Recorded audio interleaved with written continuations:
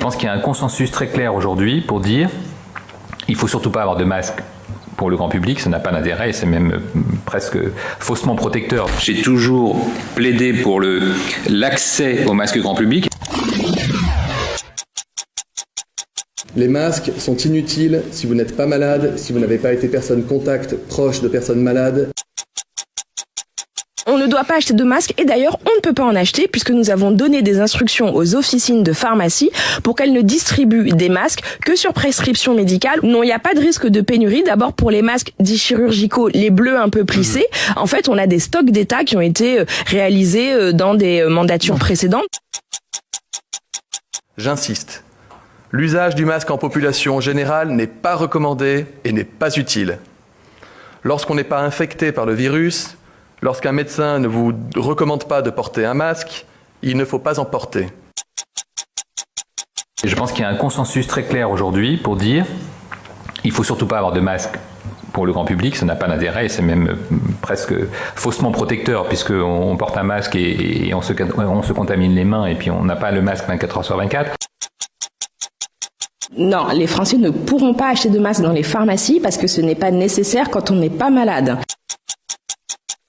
Il y a eu récemment quelques difficultés logistiques, je le reconnais bien volontiers, mais depuis hier, nous avons des masques qui arrivent dans les pharmacies. Il n'y a pas de sens à porter ce masque lors des déplacements autorisés. La meilleure des protections, ce sont les gestes barrières. Les masques, c'est une bataille essentielle. Le gouvernement a fait toute la transparence, est mobilisé depuis le premier jour et nous continuons d'avancer. Nous encouragerons effectivement le grand public, s'il le souhaite, à porter des masques, en particulier ces masques alternatifs qui sont en cours de production.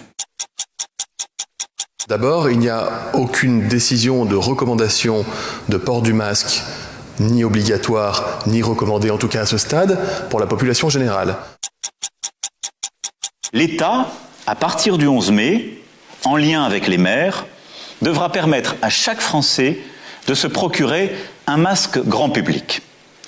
Pour les professions les plus exposées et pour certaines situations comme dans les transports en commun, son usage pourra devenir systématique. J'ai toujours plaidé pour l'accès au masque grand public. Le port du masque sera rendu obligatoire dans tous les transports. Les scientifiques eux-mêmes ont évolué. Au début, beaucoup nous disaient que le port du masque en population générale n'était pas nécessaire, que le risque du mauvais usage était supérieur aux avantages espérés. Et nous l'avons répété, et je l'ai dit.